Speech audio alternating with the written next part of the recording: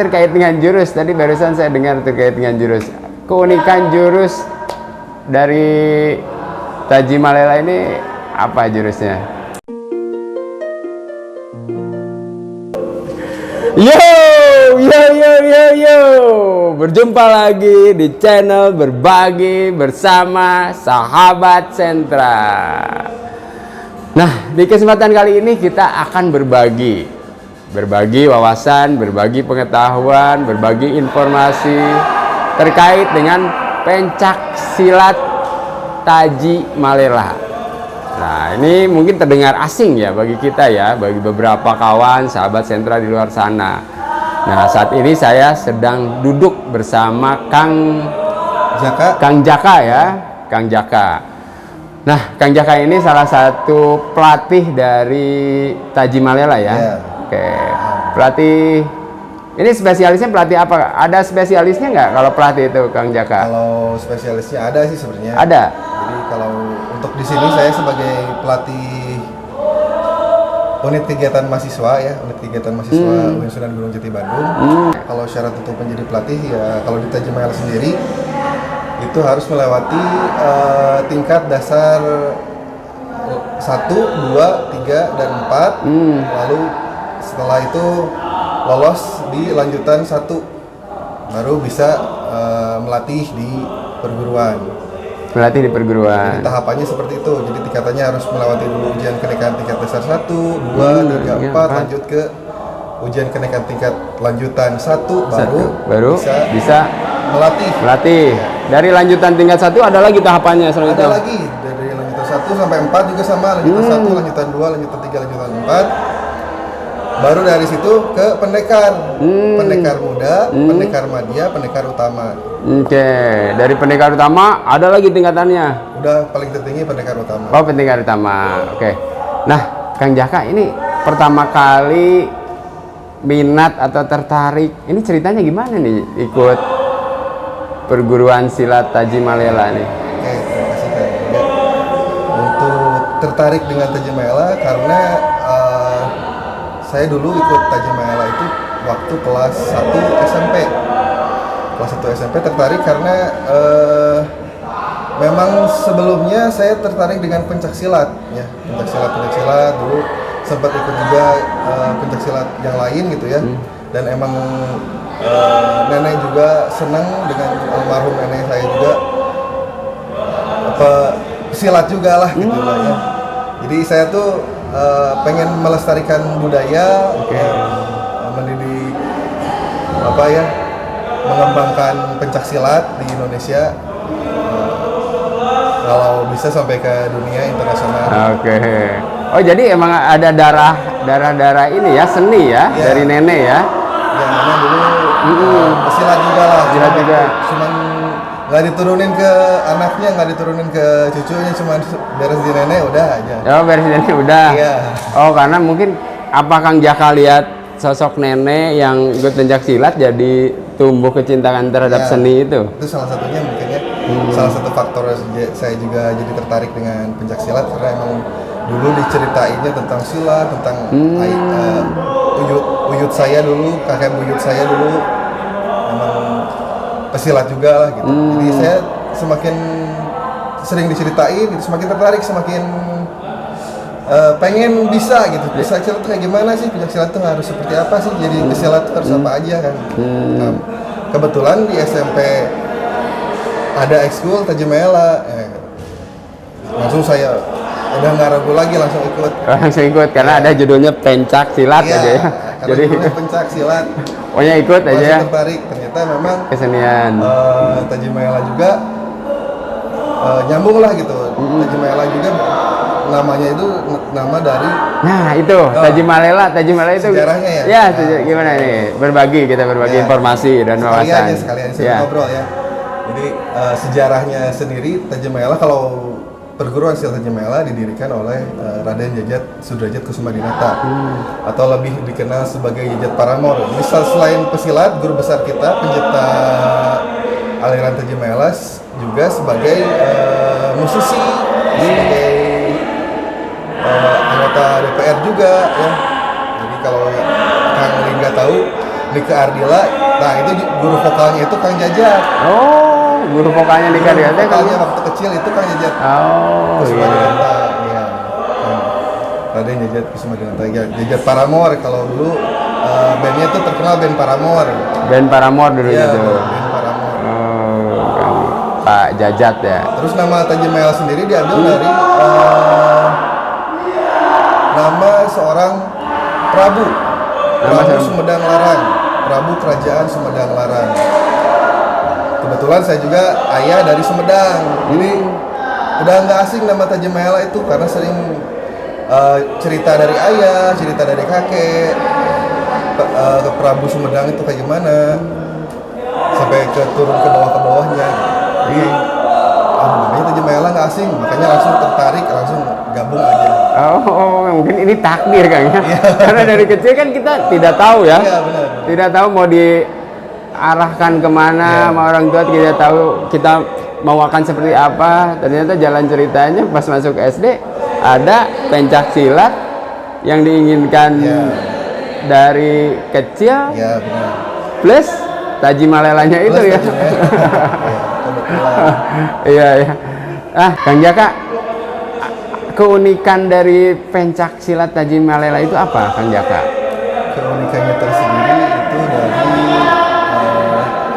filosofinya, dari kalau jurus-jurusnya lebih ke mengandalkan kecepatan ya. Oh, kecepatan.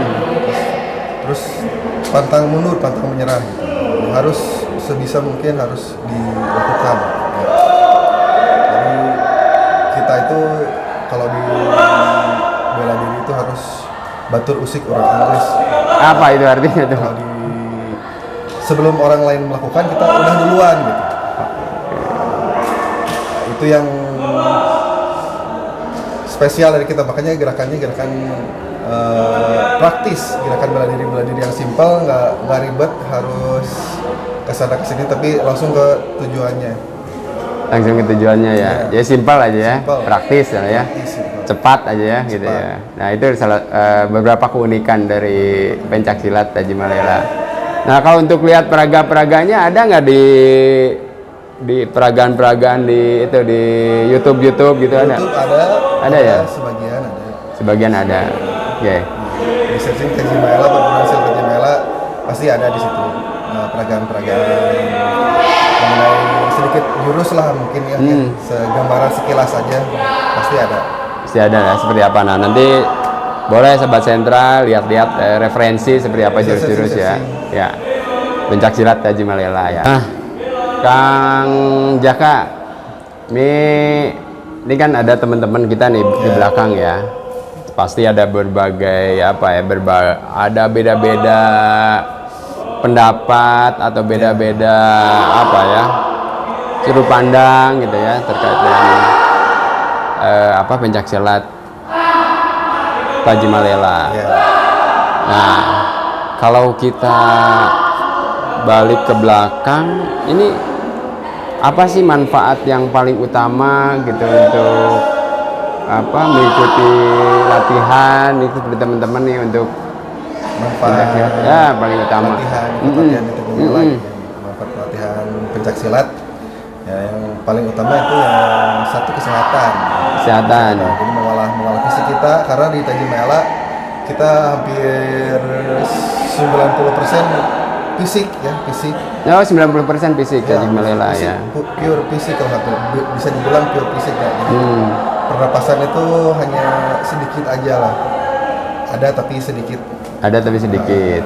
Yang fokusnya kita emang fokusnya lebih ke fisiknya. Jadi mental, fisik itu nomor utama. Oke, mental dan fisik ya, Ya. itu di 90%-nya. 10%-nya itu tadi sedikit pernapasan kan. Kalau Sisanya untuk ilmu kanuragan itu kita nggak ada. Kita pure mengolah tubuh kita aja. oh, pure mengolah tubuh ya, tubuh juga. fisik dan mental ya. Fisik dan mental pure ya, itu lebih perbanyak. Nah, Kang Jaka, ini Kang Jaka sudah berapa lama ini melatih teman-teman di kawan-kawan kita di universitas ini ya? Universitas. Kalau di universitas sendiri saya dari tahun 2015 2015 2015 2016 ya. melatih, terjun melatih gitu ya. Terjun melatih. Awalnya dari bantu-bantu pelatih saya dulu. Oh dulu. Jadi asisten dulu awalnya, ngebantuin pemanasan, ngebantuin megang target ya. Langsung sampai dipercaya untuk silahkan untuk melatih. Silahkan dipercaya oleh pelatih, lanjutkan untuk melatih. Tapi masih dalam pantauan. Ya, tapi masih di dalam pantauan. Sampai hari ini. Sampai hari ini, sampai saat ini ya. Jadi tahun Sudah 2015. mandiri lah sampai saat ini, sudah punya beberapa unit latihan juga di luar kampus UIN Sunan Gunung Jati Bandung. Dari SMP Negeri 8, di SMK 13 sampai di SMA 26. Oh iya, iya. Jadi SMA, SMP juga ya. SMA, SMP, SMK. SMK. Oke. Selama mulai dari tahun 2015 ya. Berarti hampir 8 tahun ya. Ya, kurang lebih. Kurang lebih 8 tahun. Kang Jaka, kisah sukses apa yang Kak ceritakan di silat ini, pencak silat ini? Kalau menurut saya kisah sukses dari murid-murid yang pernah saya latih yaitu dari yang semulanya nggak bisa gitu ya, dari yang semulanya tidak bisa silat, tidak bisa bela diri, sampai bisa mempunyai sebuah skill bela diri, sampai bisa pencak silat, sampai bisa berprestasi, ya, plusnya bisa sampai bisa berprestasi, itu merupakan suatu kebanggaan tersendiri buat saya. Sama sampai kalau di UIN ini justru arahnya ke kaderisasi pelatih. Jadi setelah beres di sini, beberapa orang sebelumnya alumni UIN juga ada yang sudah langsung bisa membuka unlatnya sendiri. Jadi diulat di kota kabupaten masing-masing. Kayak ada dulu murid saya juga beres kuliah di UIN, selesai, ketika lulus dia membuka di Bogor. Jadi punya yayasan, punya sekolah, diisi kegiatan ekstrakurikulernya dengan Tajimaela. Jadi ada banyak ini juga ya ternyata ya, kaderisasi ya. Kaderisasi, kalau emang di UIN sendiri emang lebih fokusnya ke kaderisasi. Lebih. Kalau yang SD SMP itu pembibitan prestasi atlet, emang usia keemasannya emang di situ. Dibina itu dari SD sebenarnya, dari SD lebih bagus dari SD. Dari SD bentuk teknik-tekniknya dimantapkan, SMP sudah mulai dicoba tandingkan ya, sudah mulai kelihatan teknik-tekniknya. SMA nih, nah SMA udah mulai menuju jenjang ke PON, itu kan Porda, itu PON dari SMA ke sana. Jadi udah mulai masa keemasan tuh SMA ke sana sampai 25 lah. Jadi dari basic dulu ya, dari SD ya. Saya juga kalau untuk karir ya, untuk karir prestasi gitu. Ya. Sampai ke PON nanti. Nah, itu udah jenjangnya memang dari kecil lebih bagus, ngedidiknya dari kecil. Dari kecil. Ya. Nah, ini menjadi salah satu melestarikan budaya bangsa juga ya. Ya, tadi kan manfaatnya ya, selain sehat, bisa bela diri, kan, kalau udah tenang, mendapatkan ketenangan di dalam diri. Ketika diri kita sudah bisa bela diri, punya skill gitu ya, kita juga merasa tenang, kemana-mana pun nggak akan takut gitu. Kalau di bahasa Sunda nggak borangan, udah nggak borangan. Nggak takutan, ya, tidak takutan, tidak takutan lah ya. Mentalnya kan kedidik ketika dilatih, disuruh mukul, disuruh nendang, saling mukul, saling nendang, kan itu kan melatih mental antara pribadi. Gitu.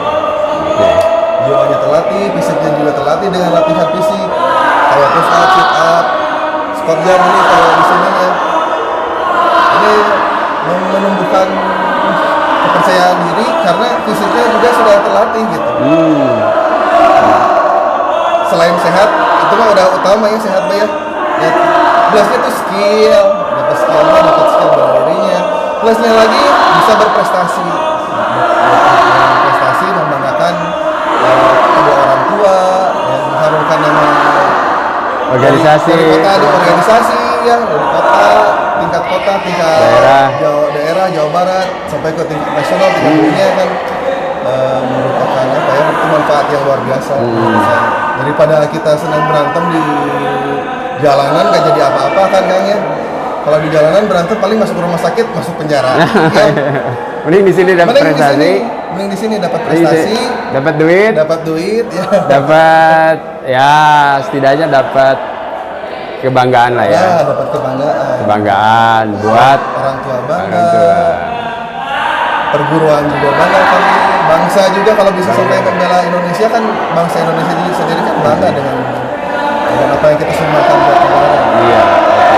Oleh karena itu ya silat juga kan kalau kita sebutnya pahlawan budaya lah. Jadi sebagai pelaku pelestari pencaksilat kita otomatis ketika mereka ikut berlatih seperti ini mereka juga ikut melestarikan budaya pencaksilat. Pahlawan budaya. Ya, pahlawan budaya ikut melestarikan. Ya. Nah, Kang Jaka, ini terkait dengan ini nih, apa sih selama ini yang dirasakan kesulitan? Mereka ada kesulitan nggak dalam hal melatih? Kalau kesulitan sih pasti ada sih. Ya. Mau nggak mau pasti itu memang apa ya? Cuman kita harus bisa mas gawan aja, berjalan aja gitu. Kesulitan seperti apapun kita lalui aja lah. Oke. Kalau kesulitan sih paling kayak kemarin COVID, kesulitan itu nggak bisa ngumpul, nggak bisa latihan. Kan bingung ya. Kalau silat nggak latihan kan bingung gitu. Jadi di sini ditutup ya, di kampus tidak boleh ada kegiatan, nggak boleh. Nah itu salah satu kesulitan lah, itu emang yang paling sulit ya di masa itulah. Di masa itu ya, tapi sampai sekarang tidak ada kendala ataupun apapun ya. Alhamdulillah sampai sekarang. Alhamdulillah ya. Nah ini kalau untuk ini nih, untuk teman-teman yang berlatih atau kita yang akan melakukan berlatih, apa yang mesti kita perhatikan nih terkait dengan ini kan seni ya, seni bela diri ya, keselamatan atau ya. Kalau untuk keselamatan sendiri ya nomor satu ketika latihan itu yang harus dilakukan untuk keselamatan itu adalah peregangan dan pemanasan. Itu untuk menyiapkan otot-otot kita supaya tidak cedera. Nah, jadi nomor satu itu ya pemanasan dulu, peregangan dulu yang benar, baru ke latihan-latihan berikutnya. Terus untuk sarana, nah ini kita seperti matras ini itu sangat diperlukan ya kalau latihan pencaksilat zaman sekarang ya. Kalau zaman dulu kan zaman saya seadanya gitu, pakai di lantai, di paving block, di aspal gitu langsung jadi. Tapi kalau sekarang beda lagi gitu. Sekarang kan lebih ke safety-nya ya, lebih ke keselamatannya. Jadi berlatih secara pintar gitu, bukan secara apa ya, secara keterpaksaan enggak. Jadi kita sekarang mah berlatihnya smart lah, harus smart latihannya gitu. Jadi nggak sampai melukai diri, tapi dengan peralatan yang memadai gitu. Jadi dari mulai kalau untuk sparring, untuk latihan bandingan kita memerlukan matras ya, kalau untuk sparring juga kita memerlukan body protector. Pakai body protector ya. Pakai body protector sama genital cup. Helm. Kalau helm enggak, karena kalau disilat dari sini ke sini itu pelanggaran, jadi nggak boleh ya, beda sama tinju ya. Oh iya. Jadi sasarannya hanya di badan saja. Badan. Ya. Sama ke bawah sini juga nggak boleh. Jadi di sini ke sini nggak boleh, dari pinggang ke bawah nggak boleh. Di satunya itu ya paling sisanya mah ya kayak shin guard, pelindung tulang kering gitu, pelindung kemaluan itu yang penting ya. Genital cup, pelindung kemaluan, nah itu salah satu yang perlu diperhatikan ketika berlatih pencaksilat, khususnya di olahraga pertandingan sparring gitu ya. Mungkin seperti itu kan. Oke, baik Kang Jaka. Kang Jaka, ada ini nggak hal-hal yang harus diperhatikan atau yang tidak boleh pada saat kita latihan melakukan apa atau gimana gitu, ada nggak? Ya tadi kalau di latihan itu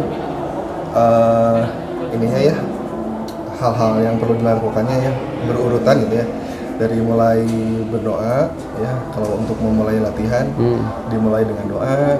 Kalau di kita membaca Pancadharma ya, berdoa membaca Pancadharma, dan sebelum mulai ke latihan juga kita salam perguruan dulu, salam gagak, salam perguruan ya, baru mulai latihan. Sama begitu juga di akhir. Jadi ditutup dengan Pancadharma, doa, salam perguruan, baru bubar. Jadi evaluasi, setelah evaluasi itu di akhir kan, setelah beres latihan sampai pelemasan ya, latihan pemanasan, pergangan, pemanasan, latihan inti, pelemasan, dan baru penutup evaluasi. Di situ evaluasi dulu. Ada evaluasi, ya, pelatih dengan murid siswa. Iya. Setelah evaluasi beres baru ditutup dengan doa, Pancadharma, dan salam perguruan. Gitu. Balik Itu lagi. yang harus di setiap latihan itu harus polanya memang seperti itu. Polanya memang seperti Ya. itu.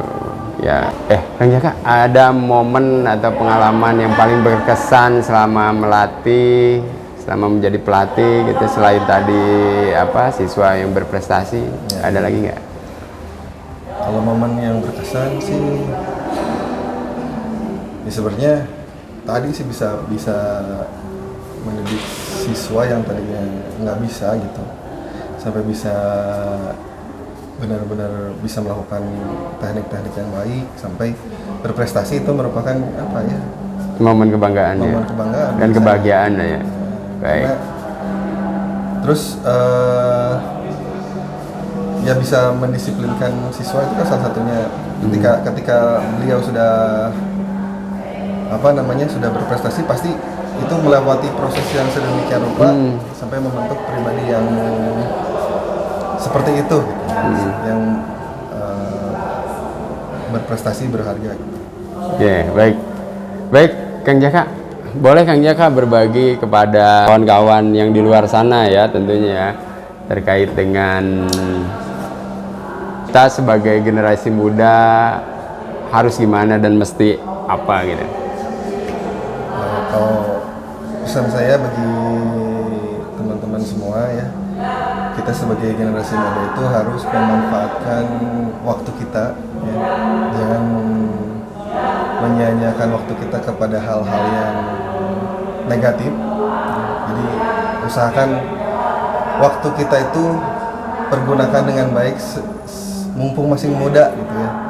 Olah tubuh kita, olah fisik kita, olah kesehatan kita, olah itu bakalan bekal kita buat nanti di masa mendatang ya, karena kalau kita sebutnya itu investasi kesehatan lah ya. Jadi investasi sehat tuh dari muda gitu, jangan muda tuh acak-acakan. Justru muda itu harus dibentuk dengan baik supaya nanti masa depannya lebih baik lagi gitu. Oke, itu ya Kang Jaka. Ya. Baik, terima kasih Kang Jaka. Kang Jaka, ini kalau kawan-kawan di luar sana untuk menjadi siswa, ada syarat atau langkah-langkah atau apa yang mesti diperhatikan, Kang Jaka? Kalau syarat sih sebenarnya tinggal datang aja latihan dulu. Kalau mau ikut Tajamela silakan cari ya dimanapun perguruan silat Tajamela berada, dimanapun unit latihannya, datang aja dulu, pengen latihan, coba ikut latihan dulu.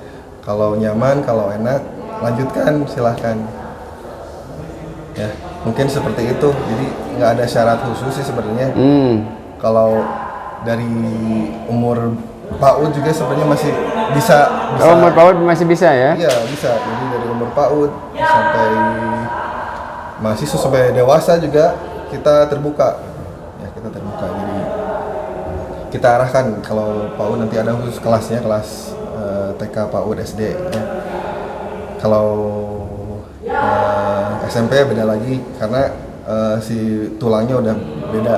Udah agak keras kali ya? Udah agak keras. Udah agak keras. Jadi harus dipisahkan di PAUD, TK, SD, kelas 1, 2, 3, 4, 5, 6 itu dipisahkan. Karena struktur tulangnya udah mulai berbeda. Sama ke SMP juga naik, beda dipisahkan lagi, ke SMA dipisahkan lagi. Jadi udah ada tahapan-tahapan lah ya, tingkatan-tingkatan lah ya. Terus kalau yang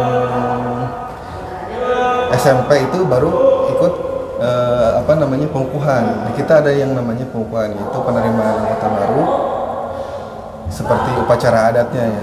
Ada upacara adat Ada khusus. upacara adat penerimaan khusus untuk sebagai anggota resmi. Nanti ketika beres upacara adat baru dikukuhkan sebagai anggota resmi perguruan. Jadi itu kalau pengukuhan itu dari SMP ke atas. Kalau SD hanya sebatas pengenalan saja. Kalau SD dari teknik-teknik dasar, teknik-teknik silat yang basic ya. Kalau udah pengukuhan, nah itu baru ada materi-materi yang lebih lagi. Keilmuan Tajimayalanya, keilmuan jurus-jurus Tajimala dan lain-lainnya akan lebih mendalam lagi. Gitu. Jadi ada pengukuhan. Pengukuhannya apa? Ada upacara adatnya seperti apa, Pak? Apa gimana, Kang? Upacara adatnya camping. Potong. Oh, camping. Kayak camping lagi. Ada potong ayam, kambing gitu, nggak rapi, enggak ya? Oh, jadi berbaur aja bersama ya? Ya mengakrabkan diri lah. Oh iya. Mengakrabkan diri kepada teman-teman sebaya, kepada yang seniornya, kakak-kakaknya, akang tetehnya gitu. Oh, itu pengukuhan ya. Oke. Kalau di pengukuhan itu ada minimalnya, Kang? Minimal berapa orang gitu, atau satu orang atau nunggu banyak dulu atau gimana? Ya, biasanya pengukuhan itu dilaksanakan 1 tahun sekali atau maksimal juga 1 tahun 2 kali. Biasanya 1 tahun sekali sih pengukuhan tuh. Ya, jadi Pasti emang dikumpulkan dulu, baru dilaksanakan pengukuhan. bareng-bareng lah ya. Bareng-bareng. Ya, sehingga lebih mengenal lagi dengan seniornya, dengan pelatihnya, dengan kawan-kawan sebaya. Silaturahminya kan harus dijalin. Oh iya, silaturahim ya. Iya. Kang Jaka tadi Sebenarnya banyak sih kalau jurus. banyak ya. Iya, tapi sedikit aja lah. Kalau keunikan mah sebenarnya dari salam perguruannya nih. Nah, ini bentuk salah satu pukulan khas juga dari perguruan kami. Iya. Nah, ini namanya tajian. Oh, taji itu ya. Kayak apa ya, kalau ayam tuh taji juga. Iya, taji ya, yang di kakinya itu ada taji ya. Oh iya. Ini bisa buat mencelakakan, bisa buat mengobati. Nah, ini kalau untuk mengobati, Kalau mengobati mah hanya sebatas apa ya, mijit-mijit. oh iya. Merelaksasikan otot saja gitu. Tapi kalau mengobati sampai patah tulang, kita di luar itulah. Di luar itu ya. Iya. Karena Kita pertolongan pertama saja paling sama pijat relaksasi paling buat merelaksasikan otot yang tegang.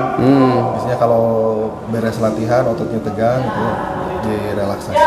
Oke, direlaksasi dengan taji itu ya. Ya. Oke, itu manfaat untuk pengobatan. Baik, Kang Jaka, terima kasih banyak atas waktunya. Ya, Semoga sama-sama. kita bisa berjumpa lagi dan akan terus berbagi dalam hal apapun ya. Tentunya terkait dengan pencak silat Tajimalela. Nah, silahkan sahabat sentra untuk komen atau pertanyaan apa terkait dengan pencak silat Tajimalela. Nah, dan tentunya semoga bincang-bincang kita menambah wawasan kesenian budaya pencak silat ya, khususnya pencak silat Tajimalela. Semoga generasi muda lebih tertarik dengan budaya kita, karena kalau bukan kita yang meneruskan siapa lagi? Siapa lagi ya yang Siapa meneruskan lagi? ya? Kalau bukan kita generasi muda Indonesia yang menyebarluaskan, yang melestarikan kebudayaannya sendiri, siapa lagi? Siapa lagi? Nah, jadi pencak silat Tajimalela itu pencak silat yang ada dan lahir di Bandung ya, Bandung, Jawa Barat. Nah, itu saja sahabat sentra yang bisa kami bagi informasi, wawasan. Semoga menambah pengetahuan kita terkait seni budaya Indonesia. Sampai jumpa di video selanjutnya, dan pokoknya tetap semangat, cintai produk-produk Indonesia. Sampai jumpa di video selanjutnya. Jangan lupa subscribe, like, comment, and share channel Sahabat Sentra. Sampai jumpa di video selanjutnya. Tetap semangat. Semangat. Cintai produk-produk Indonesia. Yo, yo, yo, yo, yo. Wujudkan mimpimu, raih prestasimu. Semangat. Pukul, tendang, pasang. Nah, oke. Oke, Mantap. oke, mantap. Sip.